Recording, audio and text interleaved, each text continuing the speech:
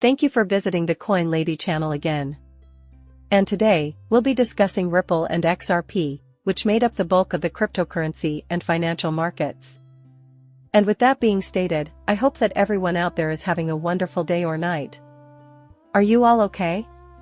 Please let me know how you are doing by leaving a comment below. Version 2.0 of the Ripple program was just released, marking a major update from Ripple X Dev. At its heart, the XRP ledger is this code. A decentralized identification system for modifications to the ledgers, and an API version 2 are all part of the new XLS38, which is available in this release.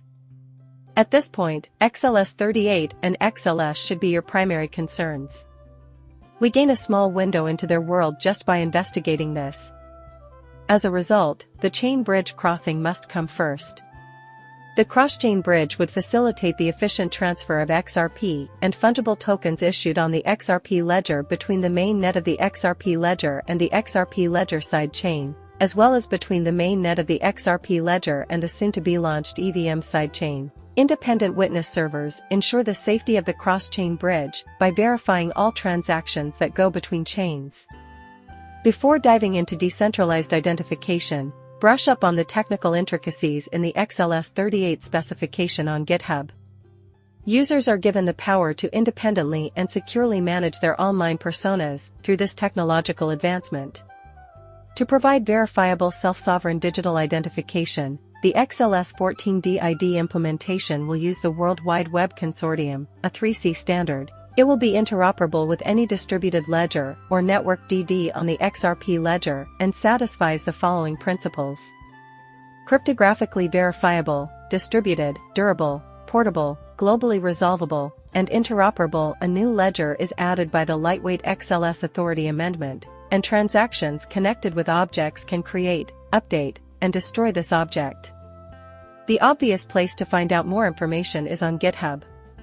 Up next, XLS38's major feature is that we have already discussed the implications of this for XRP and the XRP ledger. That post from earlier or later last year is going to be reviewed by me. But I'd also like to review this piece written by Anthony Welfare, who, in case you were unaware, serves as the strategic advisor to the CDC. Actually, here at Ripple, we have these major updates that will propel XRP ledger usage even higher and fuel the ecosystem's further growth. Oh, and this is really important. The XRP ledger is incredibly valuable, and I don't think people understand that. The more useful things are added to the XRP ledger, the more valuable XRP will be. Great tail at chain bridge cross. The cross-chain bridge would facilitate the efficient transfer of XRP and fungible tokens issued on the XRP ledger between the main net of the XRP ledger and its sidechain, as well as between the main net of the XRP ledger and the soon-to-be-launched EVM sidechain. Collaboration is key to blockchain technology, in my opinion. In blockchain, everyone pitches in. To aid in the development of an interconnected ecosystem, cross-chain bridge is an excellent tool to use. Not to mention the DID. Every transaction, whether on or off-chain, begins and ends with the sender's and receiver's identification, in my opinion. Nevertheless, the precise data needed is verifiable and, consequently, highly variable. Depending on the situation, I constantly return to the verifiable with Hadera. Exciting developments are on the horizon for the XRP ledger and the blockchain community as a whole, and the ID helps to manage who can view what data. Right now. Imagine we are in the month of September again. I also addressed XLS30D when I published this piece about XLS30 ads. We'll cover both topics in the video later on. The XLS30D, which introduces an AM to the XRP ledger, is one of the most anticipated proposals at the moment, as I mentioned before, among the many fantastic ones floating about the XRP ledger. Keep in mind that XLS30AD is the EVM sidechain, a direct link to more than 100 million wallets, among many other things. Everyone who owns XRP should be ecstatic about this. A lot of progress, adoption, and growth can be facilitated by these side chains. I can't wait for the day when the ER goes live with thousands of use cases on the blockchain, driving demand for XRP and producing limitless value. I should mention that there are currently 1,500 use cases on the XRP ledger. Right here, you can see all of the primary advantages of EVM compatibility. In addition, on the bottom right, you can find wallets with 100 million or more unique users facilitate widespread use of Web 3.0 applications. For instance, in 2022 alone, EVM attracted 61,000 new developers. This is only one example of the data visualized below by myself. At the moment, there are around 100 to 200 developers that believe that the XRP ledger contains slightly more than 300. Even though the XRP ledger likely contains fewer than 500 dApps, there are actually 1,537,000 plus dApps that are running on the top 25 Polygon dApps, and all of them are in EVM-compliant chains, with higher TVL. With a summary, some figures, some libraries, some users, and even some wallets on the final slide, we can see the advantages of EVM credibility once again. This further demonstrates the enormous potential of the XLS30 ad. In all seriousness, this has the potential to make the XRP ledger accessible to a large number of developers, users, dApps, and anybody else interested in it. It also makes the transition from Ethereum to the XRP ledger easier. If you've been watching my channel for any length of time, you know that Ethereum is currently being phased out in favor of more efficient chains like Hedera. Not only is Mr. Huber being publicly recognized, but he is also being asked to write a report about the company's SEC paperwork. The economic case truly include this. In these economic cases, did you ever wonder why Ripple is so keen on them? I did, and I discovered the explanation in their summary judgment motion. Payments made to market makers who supply the required liquidity through a liquid on-demand liquidity channels account for about 50% of Ripple's on-demand liquidity cost.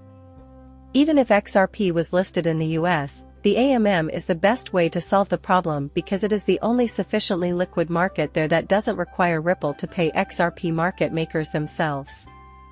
Brilliantly, anyone can become a market maker and profit from raising the liquidity of a specific trading pair rather than by adding friction or costs. Now let's talk about Pentos. If you're familiar with Padnos, he's a fantastic spaceman. However, there are a few problems. It's not available in all countries, and most services charge exorbitant fees. So, until these rails are live and available in all corridors, on-demand liquidity doesn't really make much sense. Because I've been seeing a lot of comments about the FX market, I apologize, but Mickey B. Fresh answered, and this is a big one to know. Keep in mind that the foreign exchange market is a huge business. $7.5 trillion changed hands in the market every single day. 90% of the foreign exchange market is covered by Ripple's 70 live payment markets. Additionally, I can think of one major thing that is currently lacking: the ability to run on-demand liquidity through XRP Ledger DEX and the AMM for premium KYC regulated tokenized fiat that is created on the XRP ledger. This will require at least G7 fiat. Ripple payments seemed like more than just a name change to me. Possibly the most noticeable change is the need to incorporate the DEX M layers. In fact, we have that 2023 report, and I've read a ton of court documents from SEC v Ripple that detail the price of subsidizing and rewarding liquidity for on-demand liquidity, moving everything to the blockchain, and improving the ecosystem. Here you may find the Ripple Net Payout Network Guide. Please allow me to open each of these three in a separate tab. This will be followed by this. The creator of this video is Mickey B. Fresh. Hopefully, this will be able to. Videos on AIX have been giving me a hard time recently. Plus, it looks like it won't be playing at all. However, the quote in question is North Star, or Prisma, and I will repeat it again. Boosts the unsubsidized, intrinsic liquidity of XRP on international marketplaces. When discussing liquidity and the creation of liquidity pools on the XRP ledger, AM is the secret ingredient. Every single item on the ledger is absolutely vital. That is why I brought up companies like Medico, who are collaborating with Ripple on custody services. These are the missing parts that would allow them to become a dominating force in the foreign exchange market. Additionally, it pertains to general transactions. Here we have the payment network guide for Ripple, which covers the years 2022, a watershed year for the network, and goes on to talk about the increase of demand liquidity in certain major areas, such the UK. Over 30% of the foreign exchange market goes through the United Kingdom, making it a major hub for the industry. However, the 70 payout markets that make up 90% of the international FX market are right here. Now, moving on to the next slide, we can see that a significant number of countries have achieved 70 or more, and that 90% of the world's foreign exchange market, including Treasury corporate FX cross-border payments, is located in these countries. The final slide completes the presentation by outlining all of the sections. Once again, comprehending the AMM is dependent upon taking a close look at these significant events on the XRP ledger. Listen, we could spend all day discussing the AMM. The approval process is still ongoing. The process to vote on it has begun. It appears like there will be a slight delay. The AMM seems to be shrouded in mystery, though. It seems like a lot of people are ignoring the AMM's potential impact on the XRP ledger. The importance of the concerns, nevertheless, is clear. And liquidity is at the heart of all the problems. They want to change our current reliance on market makers and exchanges for the infrastructure, even though we can see it clearly even after going over all these slides.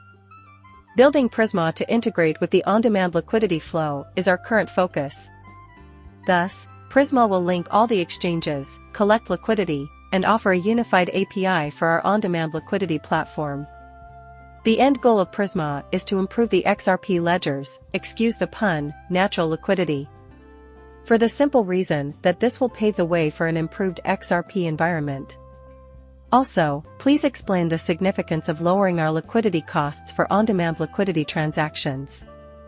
Here we can see that the cost of liquidity accounts for almost half of the overall cost of on-demand liquidity, since reducing the total cost of liquidity would enable us to scale on-demand liquidity at a lower and lower cost basis. We are devoting a lot of attention to this goal. Our goal is to transform this business from one with negative margins into one with positive margins. This, then, is the magic ingredient for their ability to scale immensely and dramatically on-demand liquidity at a very little cost. As we've discussed at length in the AMM, this is going to be the meat of the mystery. This means that we are unable to pay the market maker fees associated with facilitating the on-demand liquidity flows, as there is insufficient XRP liquidity in the markets where we are sending these transactions. This is because we are unable to contract with market makers to create markets on these exchanges and provide enough liquidity. Simply put, we are paying market makers to participate in these exchanges and create markets. And you won't believe it, what the HMM.